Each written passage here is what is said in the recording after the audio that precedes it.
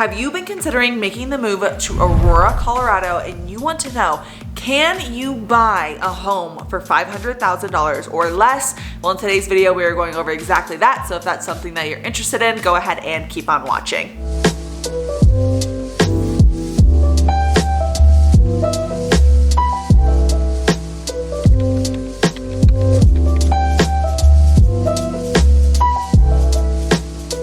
Welcome back to Colorado Living. I'm Nicole Baker. Today we are going over exactly that, but before we get started, I have to let you guys know I'm a licensed realtor here in this beautiful state. So if you've been considering relocating and need more information, my number and email are popping up. I would love to assist you guys in that. And also, if you're not quite ready to reach out yet, go ahead and subscribe.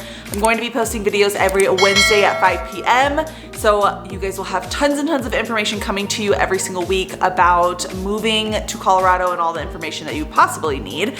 But let's get started in today's video.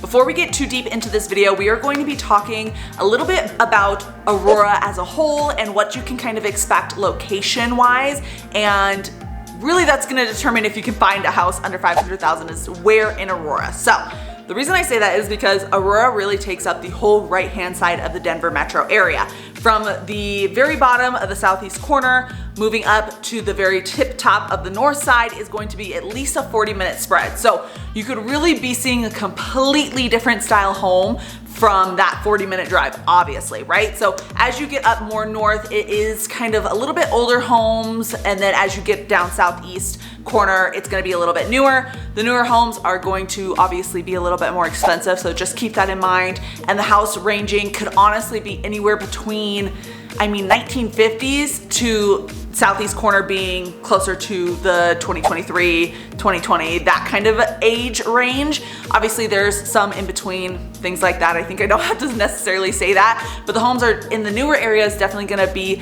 a little bit more expensive, but you can still find some homes under 500,000. Anyways, I'm gonna pop up a map so you guys can see.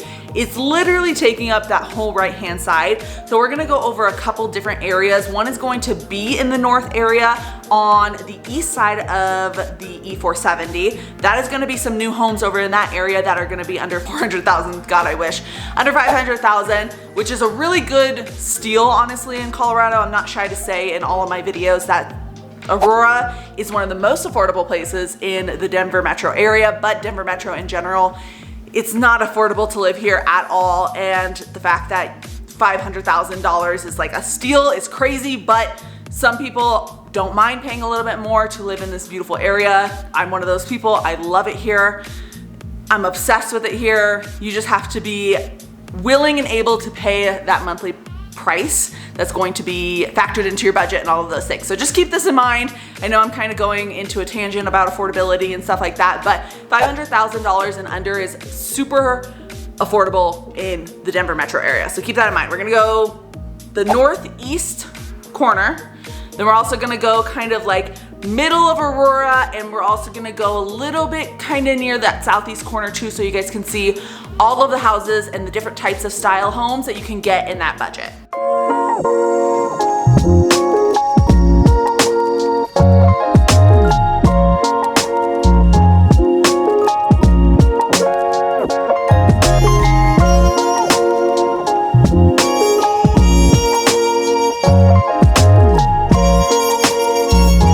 Like I said, we're gonna be going over that northeast corner first. So we were talking about the Murphy Creek area and Harmony, and I'll go ahead and, like I said, pop up a map so you guys can see that and circle around exactly where I'm talking about. It's kind of this like random little corner of pretty much a majority of new homes in there. There are some older homes, but majority new homes, tons of new construction going on in that area too. Super close to the airport. You could probably get anything. It's gonna be most likely a townhome. So I'll explain a little bit about the difference between a single family home versus a townhome versus a condo. I think a lot of you guys kind of already know, but I will explain a little bit more like generalized just so you guys can have that information for this video. A single family home is going to be no attached walls at all. And it's just gonna be your typical tract home that you see when you're driving through your neighborhood probably. Very single family, right? So it's by itself. You have your typical like backyard, that kind of thing. Then you have your townhome.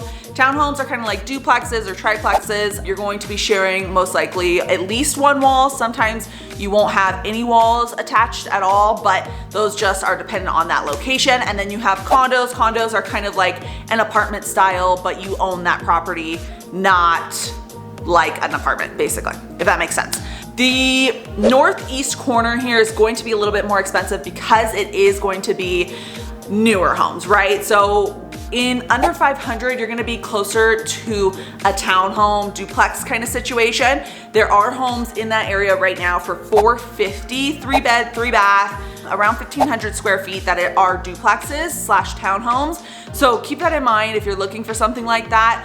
Those would be really good options. I mean, I would totally buy one of those if I was in the market to buy a house, because of the fact that even though sometimes, like for me, it might make more sense for if I was, for example, a first-time home buyer where I'm trying to get something a little bit more affordable as my first house. A new home would be a great option to go to because of the fact that you do not have to keep up with as much maintenance. So if you were to get a single family home in that area, you're going to be looking closer to above that $500,000 price point and still not much more. So if you can go a little bit above that $500,000, you might be able to get a single family home, which is a great option. But in the end of the scenario, right, we want to make sure that you're getting a home, period, because we want you to start investing your money. That is the best thing about purchasing real estate. And especially, like, I understand it might be your first home. So we want to make sure it's affordable. We want to make sure that we're getting you into a place to where in a couple years you can now upgrade into that single family home or whatever. But you can't do that until you start purchasing properties. And at that time, and this might be a little bit too much on a tangent, but I just get so passionate about real estate, is like when I purchased my first home, now, 2 years later, it's worth $100,000 more, and I could go out and buy another house and sell that house and use that money that I get from the equity of the home to purchase onto my next one. So I want you guys to think about that whenever you're thinking, oh, I really don't want a townhome, like townhomes are not for me, whatever, it's not gonna work. I really want a single family home. Keep this in mind. Getting into a house, period, is definitely the way that you wanna go. So, tangent, right? $450 for a townhome is an amazing deal, close to the airport. It's still very much being built out there, so you will have tons of equity as time goes on, because where there are new homes, there's money to be made, and as things start going in, like new developments, so like commercial buildings, grocery stores, things like that, your equity is only gonna increase because more and more people are gonna wanna live out there. So that's why there's tons of room for growth. When it comes to grocery stores and stuff like that, quick access to things, you're probably a little bit further out. So anytime you're gonna be a little bit further out from anything is going to make that housing a little bit more affordable, which is another really good thing for you guys.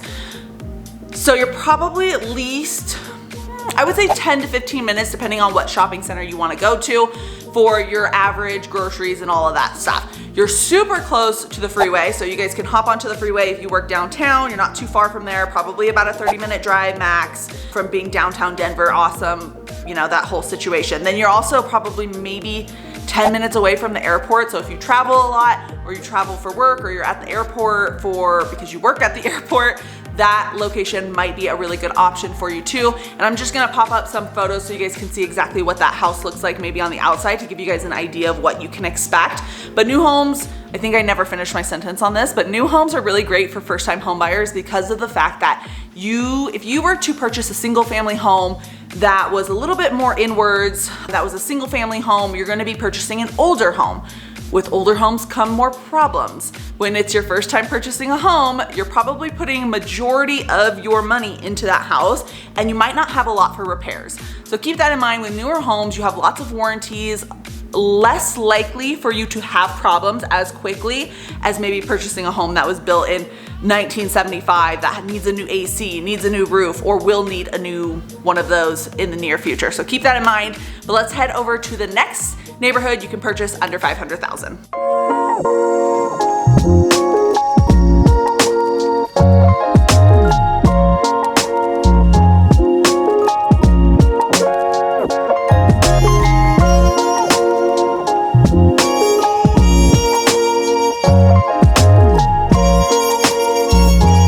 Next area we're going to chat about is not necessarily a subdivision, but really like this whole kind of center area around Hamden Road. That is going to be, and I'm going to pop up a map so you guys can see exactly where I'm talking about, kind of like that center of Aurora. If we were looking at the very tippy top of the north and very bottom of the south side, it's going to be right in that middle area. The reason I enjoy this area is going to be because not only can you find tons of homes under 500,000, you're still in the Cherry Creek School District, which is one of, known to be one of the best school districts in the Denver metro area. If you're interested in schools and that is important to you, please, please, please do not take my word for it at all. Go ahead and check out the links I have in my description below because those will lead you to learning more information about that. Niche.com is an awesome resource for you guys, so I would highly look into that. That's again in the links down below, but it will basically go over every neighborhood that you would possibly want to know more about, the school districts, the crime, all of those things. They even have reviews from other people that have lived in that area. Obviously take those with a grain of salt. Most people that are living in their neighborhood that are in love with their neighborhood aren't necessarily leaving reviews. It's usually always going to be the bad reviews that are left, but keep that in mind if you're thinking about schools at all. So this whole little middle area is going to be Smoky Hill High School and the Cherry Creek School District. Obviously, I'm generalizing for the most part. That specific home in that specific area would need to be looked into. So just ask me if it is in a Cherry Creek School District or if that is important to you to be in a Cherry Creek School District, but stay under that 500,000, just let me know and we will try to accommodate that whenever we were searching for homes. The thing about this whole little area is definitely going to be older homes. So if you are not into older homes at all, finding something under $500,000 is going to be hard in general unless you're willing to look at those townhomes, right? That we just talked about in the previous section. These homes are going to be more single family homes, and they even do have townhomes and condos ranging from anywhere between, they have properties in there for, I'm like looking at my phone because I had some of the houses pulled up, but anywhere between honestly 300, 375 for townhomes and things like that to single family homes being a little bit older, under 500,000. But again, not a bad deal, right? Like under 500,000 to be about 25 minutes away from Denver, being a great school district according to other people, not me. Again, I don't have kids, but that could be really, really amazing and a good opportunity for you because moving forward, again, just like going into those new homes and purchasing a home in general, maybe it's not your perfect scenario, right? At the $500,000, maybe you wanted something a little bit bigger or whatever the case may be. It's not as new as you wanted. Get comfortable with the idea of not necessarily purchasing your forever home right when you get here, because I think that these are going to be great investment opportunities for you, period. So even if it is older, even if it needs a little bit more work, and some of these homes don't need any work. I just helped a client purchase a home for $500,000, 2,000-ish square feet, 3 bedrooms, had a beautiful, beautiful backyard with a deck, in a lovely area, quick access to everything that she would possibly need. And like I said, that was under 500,000. No work needed to be done at all. It's gorgeous.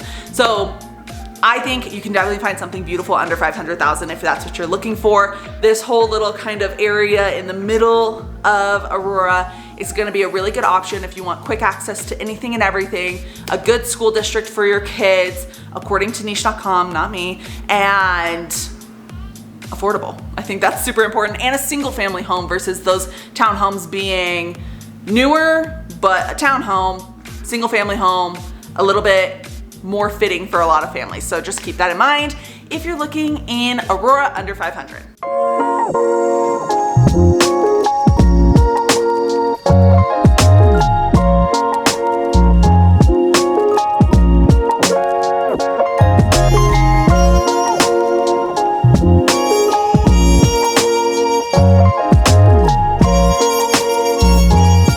Last area is going to be the southeast corner of Aurora. It is going to be one of the harder places out of the 3 to find something under 500,000. If you are not okay with a townhome or a condo it will probably be close to impossible. I wouldn't say necessarily impossible, depends on your situation, right? But they're mostly townhomes and condos under 500,000 in that Southeast Aurora corner. These areas are going to be a little bit newer, so if you're looking for something like that, the Southeast corner is going to be an option for you. Eagle Crest has some, or not Eagle Crest, that's the high school, sorry. Copperleaf is going to have some townhomes and stuff that are going to be popping up here around that $500,000 price point, preferably, hopefully a little bit lower. They haven't finished being built yet, but I have a feeling they're going to be around that 500,000. Those are new homes. You also have older properties, but they're still like relatively new compared to maybe something built in the 70s or 75. These ones are going to be closer to 2,000 and up, which is nice, and they also range in price, so it's not necessarily going to be right at that 500,000. You could probably find something for that 450 price point again, somewhere in there. So if you're looking to be in that Southeast corner specifically, and you guys have seen some of my videos about the Southeast Aurora area and you are super interested in those, that'll be a really good opportunity for you guys to get into this market. The Southeast corner is known to be more expensive. Granted, it's more affordable than some of the other areas in the Colorado, you know, Denver metro area in general, but it's still, you know, it's still expensive just in general, because Colorado in general is expensive. But there could be houses ranging from, I mean, multi-million dollars in the Southeast corner up to and around that price point of the 500,000, right? So keep that in mind. You have tons of shopping in this area too. It's about 30 minutes away from Denver, and it's about 30 minutes probably, give or take, from the airport as well. So this is going to be, like I said, the furthest from Denver and furthest from the airport, because we're in the Southeast corner. Also, another thing about the Southeast corner that's going to be a little bit different than, we'll say, the last neighborhood or area that we talked about is this area, because I live in this area, right? So this area is primarily going to cause you to take toll roads, because if you are going to be taking the freeway often, E470 is like right here, which is a toll road. If you want to avoid those, you can, of course, can. I pretty much never take the toll road unless I really have to, but unlike the previous area that we talked about, you're really close to the I-25. A lot of people like to be close to the I-25 for that access, and it's not a toll road. So keep that in mind too. If you want to avoid tolls, it's just an extra cost. Not a lot of people want to spend extra money when they already have to spend a good amount on their housing. So keep that in mind. Southeast Aurora might be a little bit more expensive in your cost of living, like your day-to-day life. You also have lots of new stuff in this area, so new construction too. A mall, Southlands is super close. You could probably be within 5 minutes of Southlands, if not less, maybe even walking distance in some of these condos and townhomes. So keep that in mind too if you're looking for close proximity to shopping and that stuff. There's tons of shopping there. Harkins Theater, or maybe it's an AMC, my bad. AMC, restaurants, bars, shopping like Victoria's Secret, Bath and Body Works, Sephora. If you want close access to that, that would be a good area as well. And again, Cherry Creek School Districts for this Southeast corner. Yeah, I think that you could find definitely something townhome, condo, and I think it could be a really good opportunity. My favorite of the three, I really could see the beauty in all three of them. I live in the Southeast corner. My house is a little bit newer, but depending on your guys' situation, if you guys do reach out to me, I'm always talking to you guys about what you're looking for in a home. What's your lifestyle like? Because if you don't mind being a little bit further away, I would definitely be in that Northeast corner, because it's going to be a brand new home. It's going to, you know, gain equity a little bit faster probably too, which is awesome for anyone that's especially buying a first-time home or just like a starter home to get you started in the Denver market. I would probably be up there, but if you want a little bit more character, that like little middle part is really nice, and you don't have to take the tolls. It's all dependent on what your guys' situation is. So go ahead and feel free to reach out to me if you do have questions on your specific situation, because I want you to find the perfect neighborhood for you.